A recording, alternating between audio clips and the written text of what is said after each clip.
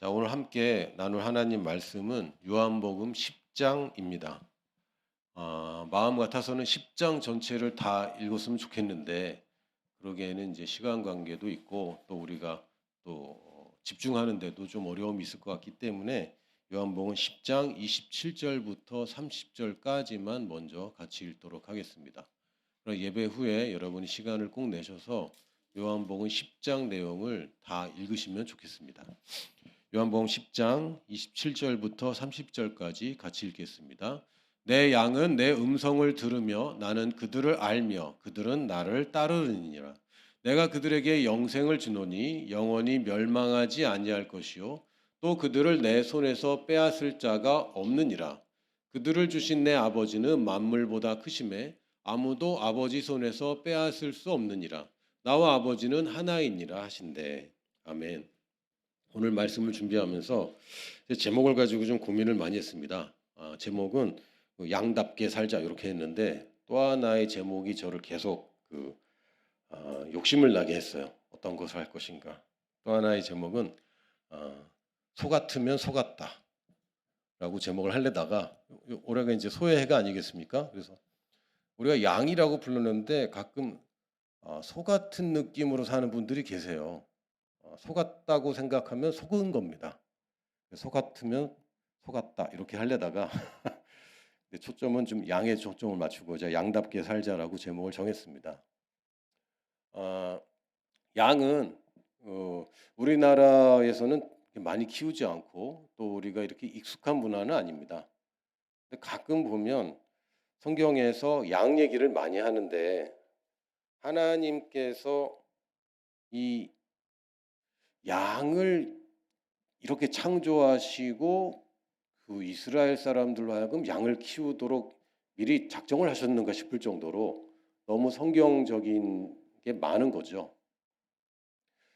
그냥 양을 치는 문화기 때문에 양 얘기를 많이 하신 건지 아니면 양 얘기를 하려고 양을 치게 만드신 건지 헷갈릴 정도로 굉장히 중요한 이야기들이 많이 있습니다. 어, 다른 동물과 다르게 소는 일을 합니다. 그렇죠. 소는 굉장히 많은 일을 합니다. 그래서 소의 해가 되면 분명히 이제 소에 대한 이야기 많이 나올 거고요. 아무것도 버릴 게 없는 동물이라고 칭찬을 많이 할 겁니다. 그래서 하나님께서 우리를 소 같은 사람들로 소 치는 목자로 비유를 하셨다면 조금 우리 인생이 좀 고달프지 않겠는가라고 생각합니다. 근데 양은요, 별로 뭐 하는 일이 없어요. 양은 하는 일이 없습니다. 그냥 사는 것밖에 없고요. 그냥 목자 따라다니기만 하면 됩니다. 또 양들의 특징이 있는데 굉장한 근시들이고 또 양치는 데 직접 가보면 이 목자의 음성을 잘 구별합니다. 다 같이 풀을 뜯다가 목자가 각각 인도에서 집에 갈 때 다 알아서 잘 따라갑니다. 아주 희한하게. 그런 동물들이 그렇게 흔치는 않은데 양은 그렇게 합니다. 그 양을 얘기할 때 성경에서는 아무도 아버지 손에서 빼앗을 수 없다라고 이제 분명하게 선언하고 있습니다. 근데 여전히 우리는 빼앗기는 것 같단 말이죠. 여전히 우리는 주님의 인도를 100% 따라가는 것 같지 않습니다. 시편 23편에 보면 때로는 사망의 음침한 골짜기로 가고 있는 것을 발견합니다. 그러려고 그런 건 아닌데 여러분 누가 의도적으로 사망의 음침한 골짜기로 내려가겠다고 내려간 사람이 어디 있겠습니까? 근데 어느샌가 보면은 내가 그 길을 걷고 있는 것을 발견합니다. 아무도 빼앗는 자는 없는데 내가 잘못 인도받고 있는 경우가 많은 거죠. 어, 누구도 우리를 주님께로부터 빼앗을 수 없습니다. 그러나 내가 딴 길로 갈 수는 있습니다. 세상이 험해서 또는 다른 사람 때문에 또 이러저런 이유로 내가 어쩔 수 없이 이렇게 했다라는 말은 이제는 우리가 할 수 있는 말이 아닙니다.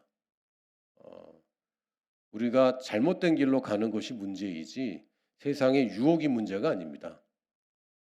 환경이 어려운 것이 문제가 아닙니다. 내가 선택하는 것입니다. 아무도 빼앗을 자가 없다고 얘기했기 때문에 아무도 나를 이겨서 또는 주님을 이겨서 나를 그릇된 길로 인도할 자는 없습니다. 그러나 내가 여전히 잘못된 선택을 할 수 있어요. 양의 특징이 있습니다. 양의 정체는 뭐냐면 양은 목자의 음성을 듣습니다. 들어야 된다도 아니고 들을 수 있다도 아니고 내 양은 내 음성을 들으며 그냥 당연하게 양으로 태어나면 목자의 말을 듣도록 설계되어 있습니다. 양은 눈은 나쁘지만 귀는 좋아서 어릴 때 자기를 키우던 그 목자의 음성을 듣습니다. 우리도 마찬가지입니다. 거듭난 우리들은 하나님의 영을 품고 있고 하나님의 영으로 다시 태어났기 때문에 목자의 음성을 듣습니다. 근데 많은 경우에 우리가 잘못된 선택을 하는 이유는 목자에게 내 음성 들려주느라고 애를 쓰는 거죠. 내가 원하는 거를 좀 들어달라고 호소하기도 하고 때를 쓰기도 하고 큰 소리로 부르짖기도 하고 그거 자체가 나쁘다고 할 수는 없습니다. 그러나 듣지 않고 그것만 하고 있다면 이건 지금 질서를 어그르고 있는 거예요. 목자가 말을 하고 양이 듣습니다.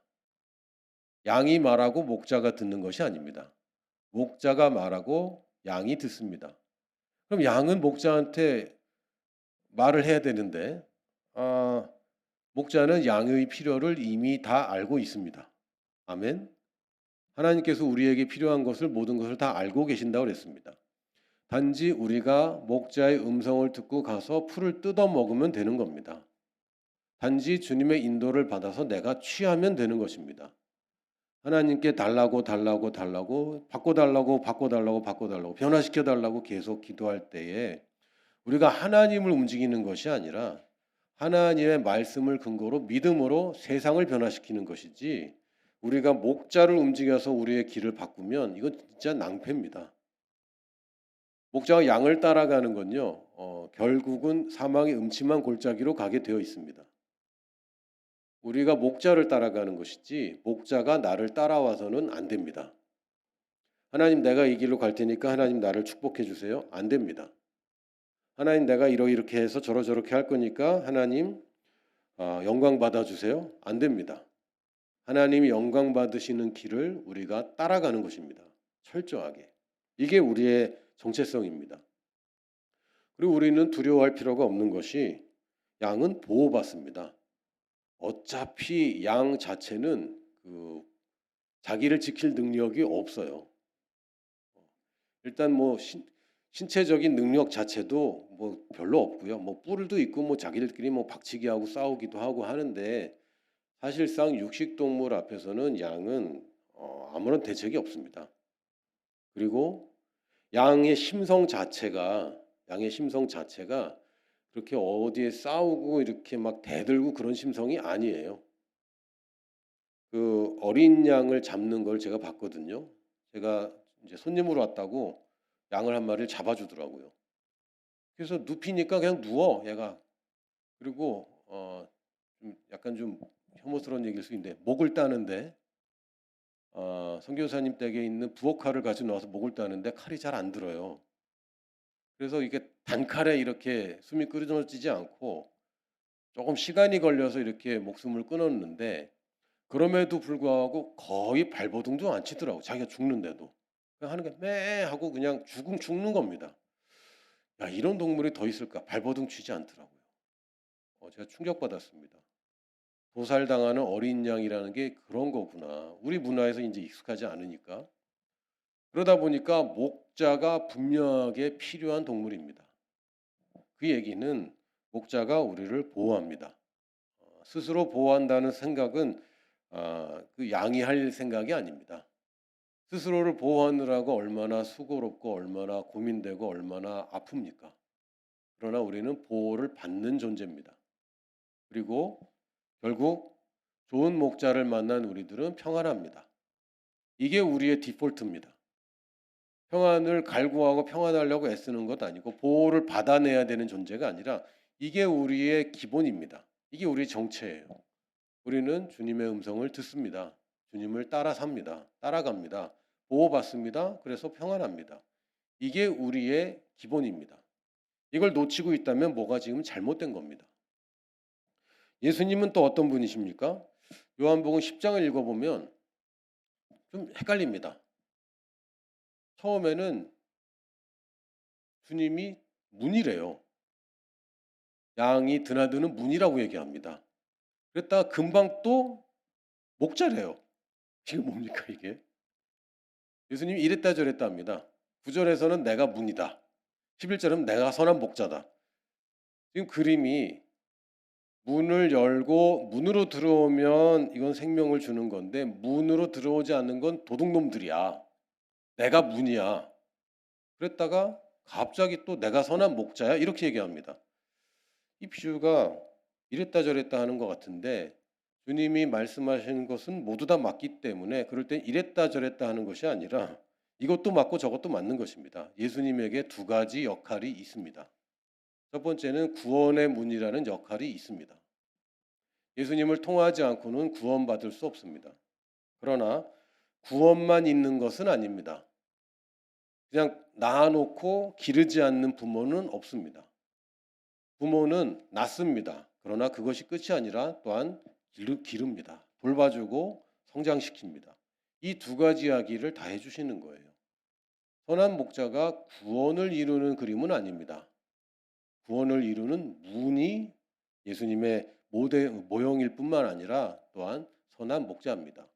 그래서 9절에도 보면 내가 문이니 누구든지 나로 말미암아 들어가면 구원을 받고 구원만 받는 것이 아니라 들어가며 나오며 꼴을 얻으리라 이렇게 되어 있습니다. 그냥 구원받고 끝나는 것이 아닙니다. 우리가 구원이라고 얘기하면 죽어서 천국 가는 것과 동일시하는데 구원은 가장 기본적인 가장 원초적인 죄와 죽음에서 구원하는 것뿐만 아니라 죄와 죽음의 결과물인 모든 저주로부터의 구원까지 다 포함하고 있습니다.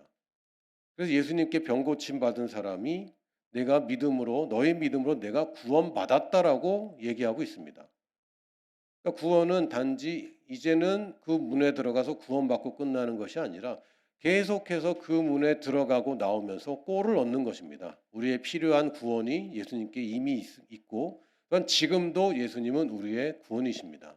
단지 죽을 때 천국 가는 구원뿐만 아니라 지금 우리가 맞닥뜨리고 있는 위기와 기회와 또한 문제들과 여러 가지 상황들에 예수님이 구원입니다. 여러분 질병이 있습니까? 예수님의 이름이 구원입니다. 여러분 재정적인 문제가 있습니까? 예수님의 이름이 구원입니다. 여러분이 인간적인 관계에서 문제가 있습니까? 예수님의 이름이 구원입니다. 모든 분야에서 구원입니다. 그러나 단지 예수님의 이름을 사용함으로 우리가 구원을 얻었고 누릴 수 있을 뿐만 아니라 예수님은 선한 목자시라서 선한 목자로서 우리를 인도해 주십니다. 이 두 가지 역할을 표현하고 있습니다. 목자가 우리에게 온 목적을 요한복음 10장 10절은 정확하게 얘기합니다. 도둑이 오는 것은 죽이고 훔치고 죽이고 멸망시키려고 오는 것이요 내가 온 것은 양으로 생명을 얻되 더욱 풍성히 얻게 하려는 것이다. 예수님이 우리에게 오신 목적을 양으로 생명을 얻도록 그리고 더욱 풍성히 얻도록이라고 아주 정확하게 또 명확하게 설명하셨습니다. 목자의 목적은 사실은 양의 목적입니다. 목자가 가는 곳이 양이 가는 곳입니다. 목자가 양을 몰아가지 않습니다. 목자가 가면 양이 따라갑니다. 다시 목자가 어떤 목적을 위해서 양을 목적지로 몰아가는 것이 아닙니다. 그게 아니라 목자가 가는 곳에 양이 따라갑니다. 다시 얘기하면 주님이 나에게 목적을 주고 그 목적을 이루기 위해서 나를 드라이브하는 것이 아니라 주님의 목적지로 내가 따라가면 그것이 바로 나의 목적지입니다. 목자의 온 것은 양으로 생명을 얻게 하는 것이 목적이었고 우리에게는 생명을 얻는 것이 우리의 목적입니다. 여러분이 지금까지 인생을 살면서 가장 잘한 일이라면 예수님을 만난 것입니다. 내가 내 의지로 예수님을 선택한 것입니다. 이것만큼 더 훌륭하고 위대하고 영원한 선택이 없습니다. 이게 우리 인생의 목적이죠. 내가 이 땅에 태어난 것은 죽어서 지옥의 불쏘시개가 되는 것이 우리의 목적이 아닙니다. 일단 죄인으로 태어났지만 하나님의 자녀로 구원받는 것이 우리의 목적입니다. 주님의 목적은 우리를 구원하는 것이고 나의 목적은 구원받는 것입니다. 그러나 아까 말씀드렸지만 생명이라는 것은 우리나라 말만 생명과 삶이 다른 단어로 쓰여 있지 영어로는 life라는 같은 단어입니다. 생명이 바뀌면 삶이 바뀌는 겁니다. 물론 삶이 바뀐다고 생명이 바뀌진 않아요. 그러나 생명이 바뀌면 삶이 바뀝니다. 양으로 생명을 얻게 한다는 것은 거듭나고 우리가 다시 태어나고 하나님의 생명으로 조회 영생으로 거듭 태어날 뿐만 아니라 이제는 우리가 의의 길을 걸을 수 있는 삶을 살 수 있게 된 것입니다. 그러나 그냥 생명을 얻고 끝나는 게 아닙니다. 그냥 아이를 낳아놓고 끝나는 게 아니죠. 더 풍성히 얻게 하는 것입니다. 더 풍성한 생명은 무엇입니까? 성장하는 것입니다. 아이들을 보면 일단 뭐 갓난아기 보면은 얘가 아들인지 딸인지 구별하기 어려울 때가 있습니다. 물론 딱 봐도 딸인 애들이 있고 딱 봐도 아들인 애들이 있어요. 있긴 있습니다. 근데 어떤 경우는 굉장히 모호한 경우도 있습니다. 그렇다고 벗겨볼 수는 없고 여러분이 순간적으로 판단을 해서 이 아이를 보고 어우 잘생겼다라고 얘기하든지 아니면 어우 예쁘다라고 얘기하는 둘 중에 하나로 표현해야 되는데 죄송합니다. 얼굴만으로는 이게 구별이 힘들어요. 그래서 뭘로 구별합니까? 옷 색깔로 구별합니다. 갓난아기들은 핑크를 입었으면 아우 예쁘다 이렇게 하면 돼요. 어, 파란색 계통에 입었으면 아우 잘생겼다 장군감이다 이렇게 얘기하면 됩니다. 아무리 튼실해도 핑크 입은 아이한테는 예쁘다 공주 같다 이렇게 얘기해야 됩니다. 근데 모호한 게 있어요. 하얀색 요거 모호합니다. 이럴 때는 일단은 그냥 예쁘다고 시작하면 됩니다. 그리고 특히 그게 구별이 힘든 애일수록 엄마들이 신경을 많이 써요. 그래서 머리에 핀을 꽂든 헤어밴드를 하든 뭔가 치장을 하고 있습니다. 구별이 어려운 아이인데 아무 치장이 없다. 그럼 남자 아이일 경우가 많습니다. 근데 이 생명이라는 것이 DNA라는 것이 언제 풍성해집니까? 사춘기를 겪으면서 성장할 때 남자는 남자답게 여자는 여자답게 더 풍성해집니다. 내가 그냥 단지 태어났을 뿐만 아니라 성장한다는 얘기는 내가 원래 가진 잠재력인 이 유전자가 충분히 드러나는 것. 그것이 바로 성장입니다. 성장은 내가 배워서 성장하고 열심히 해서 성장하는 것이 아니라 원래 나한테 있는 것입니다. 그것을 드러나게 하는 것이 성장입니다. 닮고 싶지 않지만 점점 아버지 같아지고 닮고 싶지 않지만 점점 어머니 같아지는 그 어른 되는 과정 이것을 우리가 성장이라고 합니다. 우리가 신학 용어 중에 성화라는 단어를 자꾸 쓰는데요. 성화는 우리가 예수님을 영접할 때 그때 일어나는 것입니다. 거룩한 성전이 되었다고 선언하고 있고 성화되지 않았는데 성전이라고 칭하면 그건 이단 중에 이단입니다. 성화라는 것은 우리 영 안에서 이미 예수님을 영접할 때 일어나는 것입니다. 우리의 영은 더 이상 거룩해질 수 없습니다. 왜요? 성령님이 들어오셨기 때문에. 성령님보다 더 거룩한 영이 어디 있겠습니까? 성령이란 뜻 자체가 거룩한 영이라는 보통 명사이면서 고유 명사인 거룩한 영 아닙니까? 이분이 들어와 있으면 성전 건물이 중요한 것이 아니라 성전이 깨끗하기 때문에 하나님의 임재가 있는 것이 아니라 하나님의 임재가 임하면 모두 다 거룩해지는 것입니다. 그 예전에 구약 시대에 제단에 뭔가 부정한 것이 제단에 닿으면 종교적인 생각으로는 제단이 부정탔다, 오염되었다 이렇게 여기지만 성경에서는 제단에 부정한 것이 닿으면 이 부정한 것이 거룩해진다라고 선언합니다. 더럽지만 닿는 순간 거룩해집니다.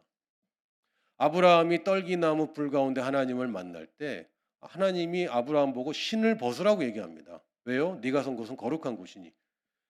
지금까지 계속 신발 신고 다니던 곳이고 양이 똥 싸던 곳이고 그냥 땅입니다. 그러나 하나님의 임재가 임하니까 거기가 거룩한 땅이 되어버렸습니다.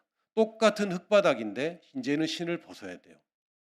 아브라함이 청소해서 하나님이 임한 것이 아닙니다. 우리가 거룩한 삶을 살았기 때문에 하나님이 임한 것이 아닙니다. 하나님이 임하면 거룩한 사람이 되는 것입니다.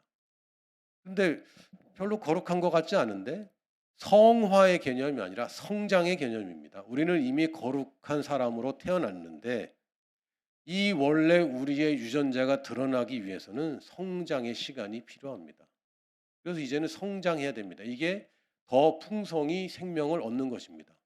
또 하나는 단지 그냥 내가 풍성해지고 내가 더 잘 누리고 내가 더 큰 믿음을 갖고 하나님을 더 이해하고 하나님과 더 교제하고 하나님의 임재를 더 경험하고 기도응답을 잘 받고 이것만 생명이 풍성한 것이 아니라 번식하는 것이 생명을 풍성하게 하는 것입니다. 우리가 또 누군가를 영혼을 구원하는 것. 요한복음 10장 16절에도 이렇게 말씀하십니다. 또 이 우리에 들지 아니한 다른 양들이 내게 있어 내가 인도하여 할 터이니 그들도 내 음성을 듣고 한 무리가 되어 한 목자에게 있으리라. 2000년 전에 제 얘기를 해놓고 있어요. 2000년 전에 아직 우리에 들지 아니했던 저를 예수님이 이미 계획하고 계셨습니다. 이게 더 풍성한 생명입니다. 생명은 생명을 낳습니다. 번식하지 못하는 생명은 정상이 아닙니다. 살아있을 수는 있지만 온전한 생명이 아닙니다. 생명은 생명을 낳습니다. 이것이 주님의 목자의 목적이고 누구를 향한 양을 향한 목적입니다.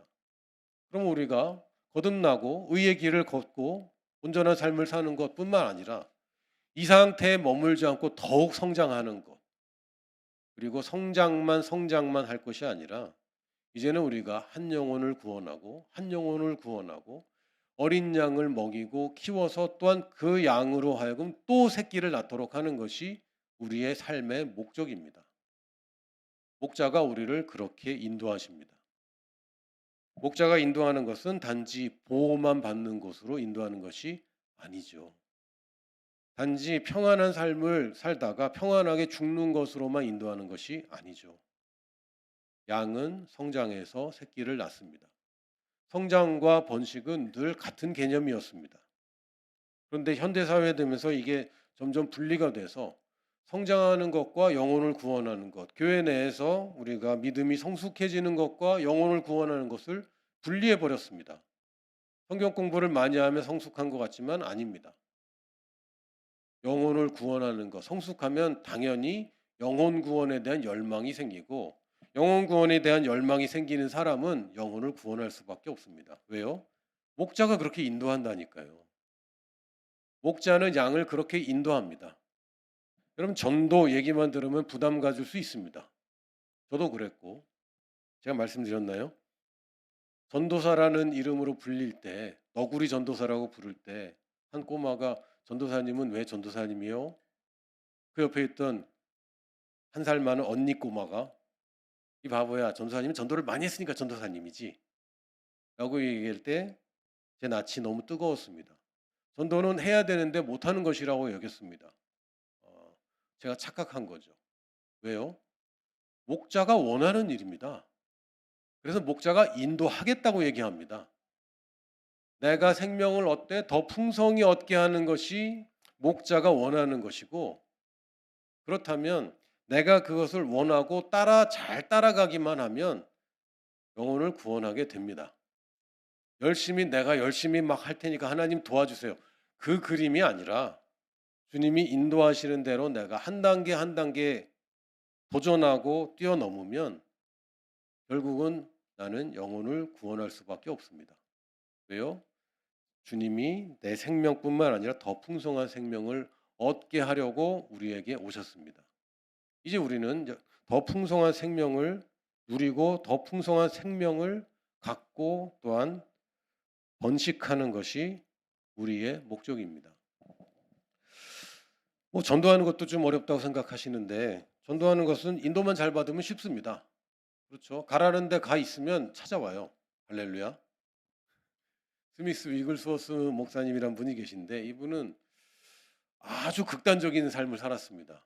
이분의 인생만큼 레디컬한 인생이 있을까 싶을 정도로 이분이 원래 문맹이었는데 그 결혼을 잘했어요. 그래서 그 부인이 글자를 성경으로 가르쳐 줬습니다. 그래서 이제 성경을 읽기 시작했는데 성경 외에는 어떤 책도 안 읽었답니다. 극단적이죠.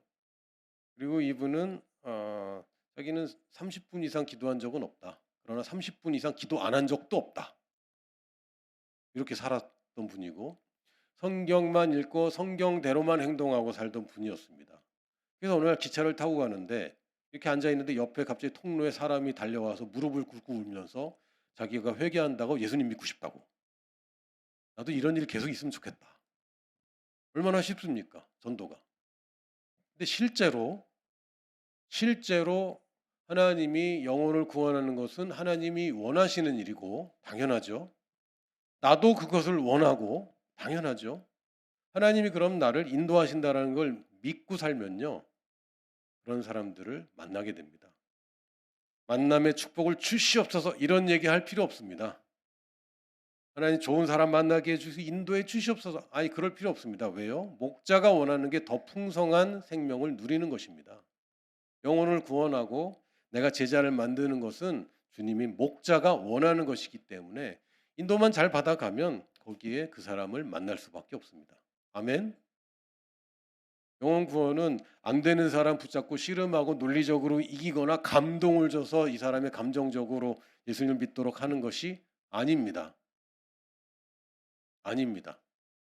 포로된 자를 구출해내는 것이고 죄에 찌들어 있는 사람에게 빛을 비춰주는 것입니다. 빛이 강하던 약하던 상관없이 빛에 반응하는 사람들은 무조건 반응합니다. 그 사람을 만나는 것이고 인도받아서 가는 것이지 안 되는 사람을 내가 설득하는 것을 전도라고 하지 않습니다. 그런데 문제는 그러면 인도를 잘 받는 거네요. 인도만 잘 받으면 뭐가 문제가 있겠습니까? 아무 문제 없겠죠. 요새 뭐 한국은 지금 뭐 주식 열풍 때문에 아주 사람들이 주식에 다 몰려 있다고 뭐 그런 얘기를 계속 듣는데 케네스 에긴 목사님의 친구가 아주 투자하는데 그 100%한 번도 실패한 적이 없는 그런 투자하는 분이 있었답니다. 친구 중에. 근데 이 사람이 하는 방식은 아주 간단하답니다. 투자의 기회가 오거나 또 어떤 뭐 그런 정보가 생기면 그냥 자기 집 옷장 안으로 들어간대요. 미국은 그 옷방이 있지 않습니까? 우리나라처럼 장롱이 아니라 옷방이 있는데 옷방 안에 들어가서 문을 닫고 계속 기도한다. 방언으로 기도한답니다. 언제까지? 확신이 생길 때까지. 굉장히 단순한 방법입니다. 또 뭔가를 보고 가지고 들어가서 방언으로 기도하고 때로는 금식하고 때로는 화장실 갔다가 나와서 화장실 갔다가 다시 들어가고 때로는 밥 먹고 다시 들어가고 아무도 안 만나고 아무하고도 얘기 안 하고 그것만 하는 겁니다. 언제까지? 확신이 생길 때까지. 인도를 정확히 받을 때까지 안 움직인대요. 그러고서 투자를 하면 절대로 실패하는 적이 없답니다. 아주 단순한 방법인 거죠. 근데 왜 우리는 인도받는 것이 어렵다고 느껴집니까? 사실은 쉽습니다. 쉬운 부분이 있고 어려운 부분이 있어요. 사실 성경이 맞다면 양이 목자의 음성을 듣는 것은 쉬운 겁니다. 우리가 성령님의 음성을 듣는 것은 쉬운 겁니다. 어렵다고 여기면 안 됩니다. 왜? 성경이 맞으니까. 성경은 우리가 목자의 음성을 듣는다라고 표현하고 있고요. 제가 아는 어떤 목자도 양의 수준에서 얘기를 하지 자기 수준에서 얘기하지 않습니다. 양에게 DNA에 대해서 생명공학에 대해서 가르치는 목자는 제가 본 적이 없습니다. 풀의 생장과 생육과 또한 어떤 음식이 가장 좋은 음식인지 채식이 얼마나 좋은지 설명하는 목자를 본 적이 없습니다. 이걸 먹어라 저걸 먹어라 설명하지 않습니다. 데려다 놓으면 양은 먹습니다. 무슨 얘기입니까? 목자는 양의 수준에서 무조건 인도하게 되어 있습니다. 여러분이 수준이 낮아서 인도 못 받는 게 아닙니다. 왜요? 하나님은 여러분 수준에서 인도합니다. 할렐루야. 너무 좋잖아요. 갓난아기도 인도함을 받습니다. 갓 태어난 아기도 인도함을 받을 수 있습니다. 예수님 믿은 지 저는 얼마 안 돼서 성경을 잘 몰라서 그러나 인도받을 수 있습니다. 왜요? 하나님이 내 수준에서 말하는 게 맞기 때문에. 내가 수준을 높여서 인도받아야 된다면 인도를 누가 받을 수 있겠습니까? 그것은 아닙니다.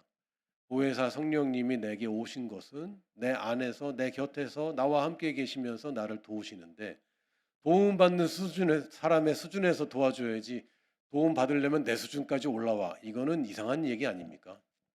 하나님의 음성을 듣는 것은 쉬운 겁니다. 뭐가 어렵냐면 내 음성을 안 듣는 게 어렵죠. 이게 사실은 관건입니다. 하나님의 음성과 내 생각의 소리가 같이 들립니다. 어떤 사람은 똑똑한 지혜와 지식의 소리가 더 많이 들립니다. 생각이 많아요. 어떤 사람은 감정이 앞섭니다. 이것도 늘 하나님의 음성이라고 할 수 없습니다. 내 감정이죠. 또 어떤 사람은 의지적으로 행동합니다. 제가 의지만 따라가다가 낭패 본 적이 있습니다.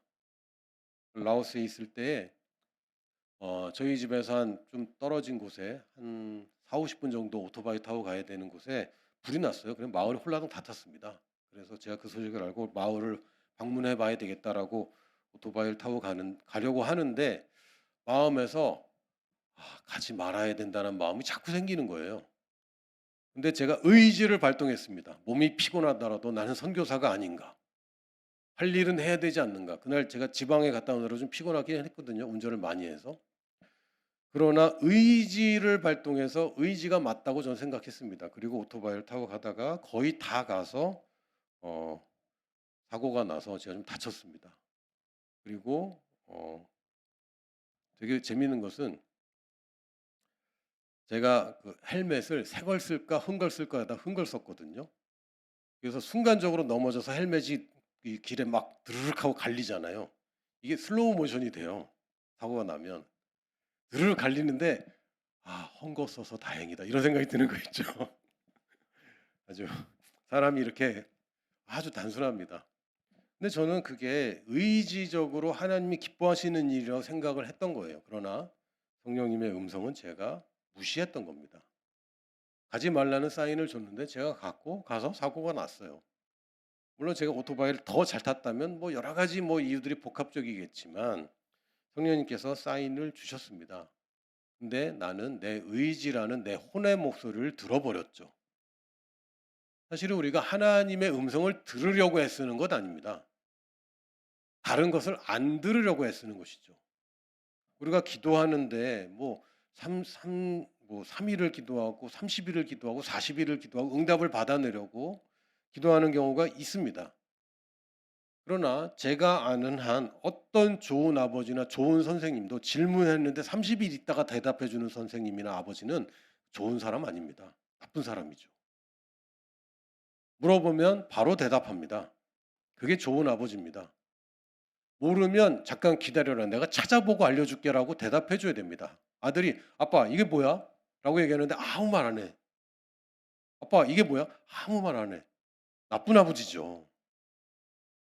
우리는 종교를 믿고 있는 게 아닙니다. 아버지와의 관계를 누리면서 하는 것이지. 아버지는 대답을 바로 해주십니다. 문제는 뭡니까? 다른 대답을 내가 너무 많이 갖고 있는 게 문제인 거예요. 이게 사실은 키포인트입니다. 듣는 것을 애쓰는 게 아니라 내가 듣는 것 중에서 잘못된 것들을 다 빼내느라고 시간이 걸립니다. 마치 흙탕물이 일어나면 그 가라앉는데 시간이 걸리는 것처럼 맑은 물은 이미 있어요. 그러나 흙이 섞여 있기 때문에 흙탕물인 겁니다. 가라앉는데 시간이 필요할 수 있습니다. 그럼 우리가 듣는 것을 애쓰려고 드러내려고 하는 것이 아니라 안 드러내려고 해야 됩니다. 말씀이 아닌 것들은 우리가 계속 안 들어야 됩니다. 이게 사실은 쉽지 않습니다.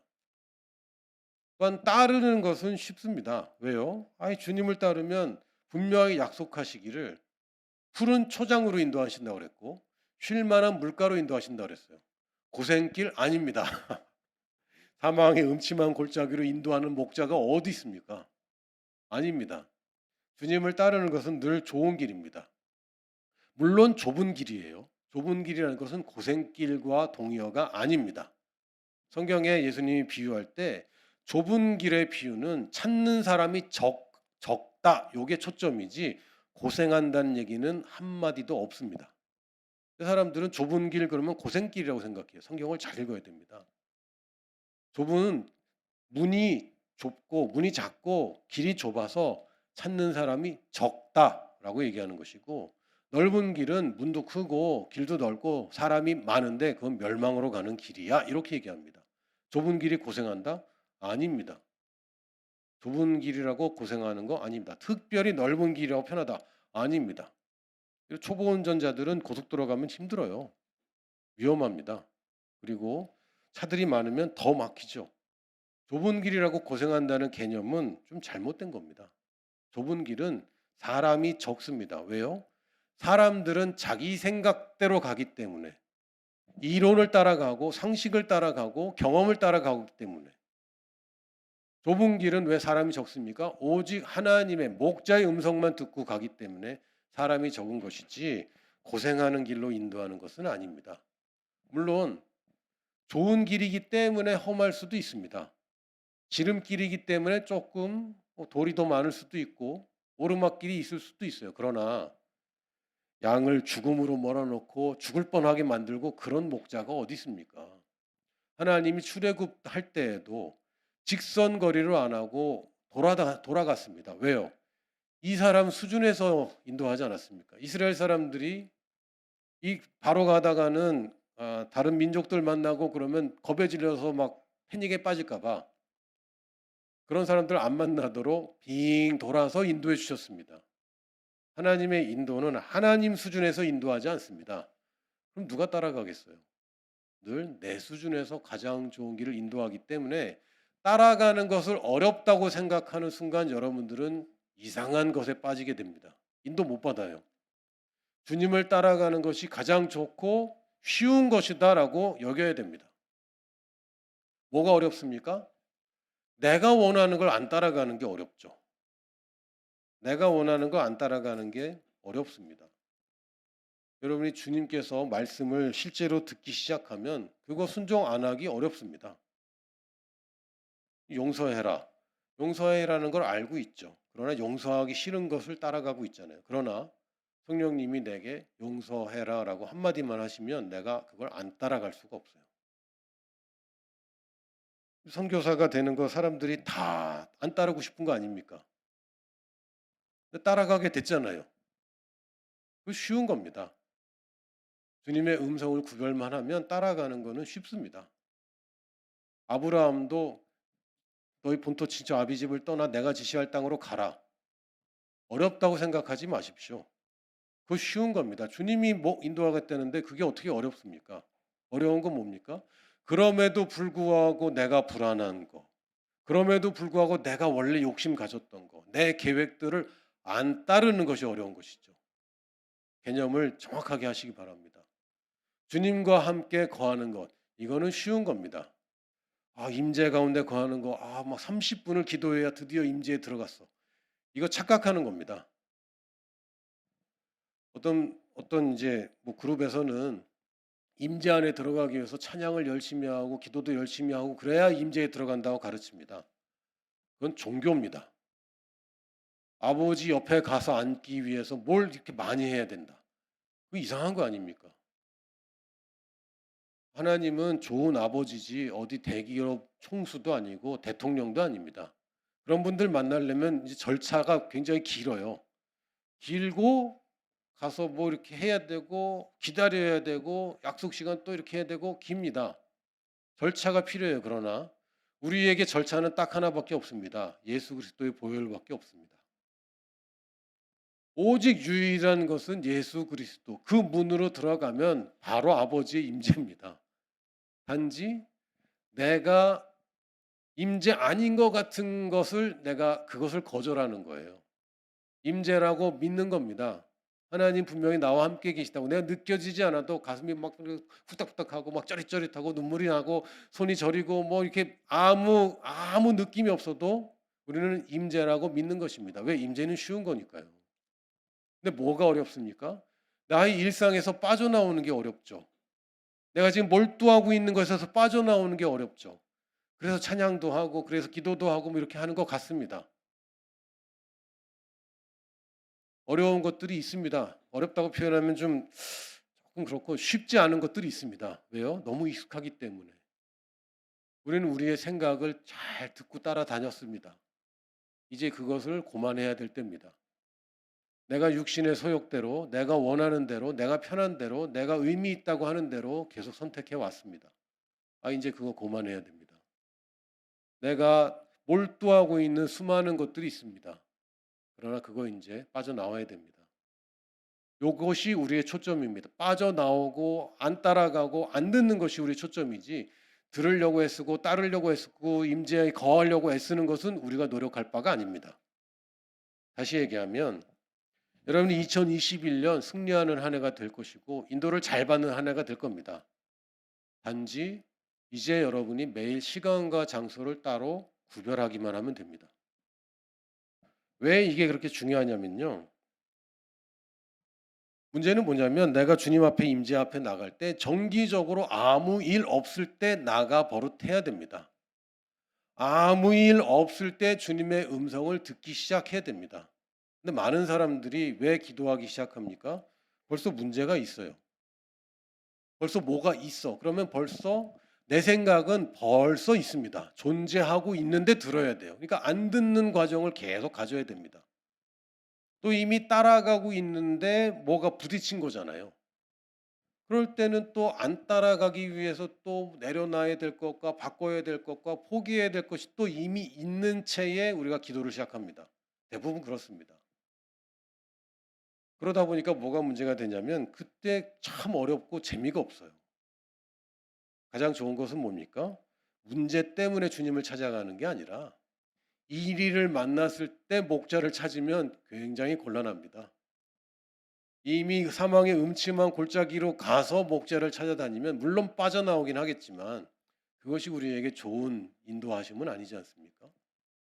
아무 일 없을 때에 또는 일이 있더라도 그것에 초점을 맞추지 말고 매일 시간과 장소를 따로 구별하십시오. 30분 이상, 최소한 30분 이상 시간과 장소를 구별하셔서 내가 성경 읽는 시간을 따로 30분을 갖든지 방언으로 기도하는 시간을 30분을 갖든지 그냥 말씀을 고백하는 시간을 30분 갖든지 어찌 됐든 시작을 하시고 쉽게 시작해서 계속 늘려가면 됩니다.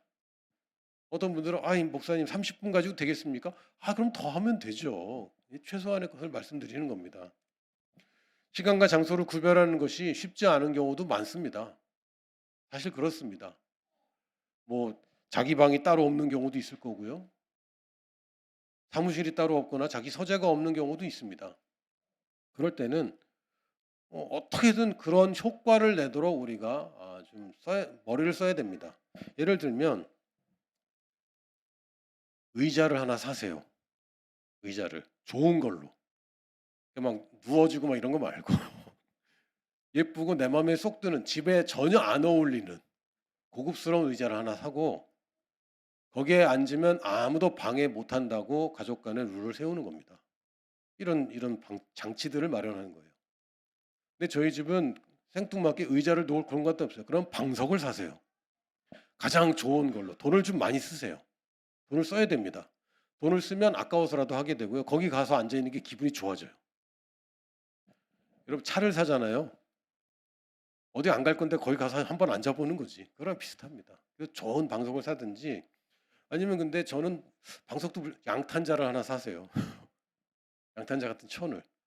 저는 방석 놓을 곳도 없어요. 소파에 앉을 수밖에 없어요. 소파에 깔개를 하나 사십시오. 밑에. 그럼 구별하세요. 거룩한 것은 뜻은 구별되었다는 뜻입니다. 여러분이 거룩한 곳을 집안에 한 군데를 만드는 겁니다. 돈을 좀 써서. 그냥 그 이슬람교도들이 왜 강력한지 아시죠? 무슬림들은 강력합니다. 왜요?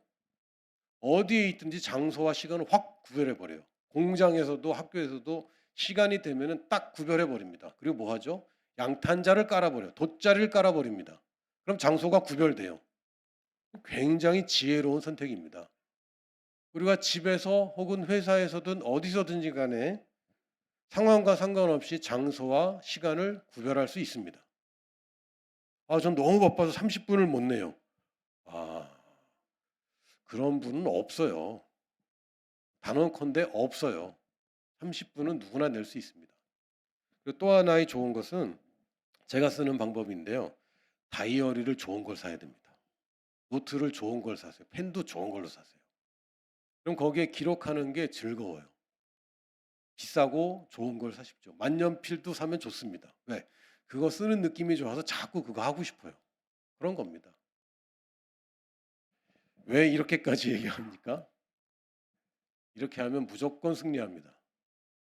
목자 따라가면 어떻게 실패합니까? 목자가 날 따라오니까 지금 다 실패하는 거 아닙니까?